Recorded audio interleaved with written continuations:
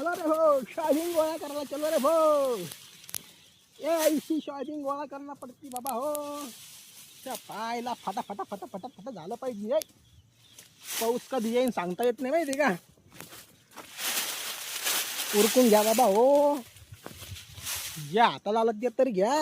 बाकीचं तर गेलं उडत. आता काय करणार त्याला. आता तर पावसानं घाण लावली यंदा. तर जळून खाक झालं यंदा. पण आता करता काय. जे हाताला आहे ते तरी घ्या. होय काय करता घ्यावंच लागते भाऊ.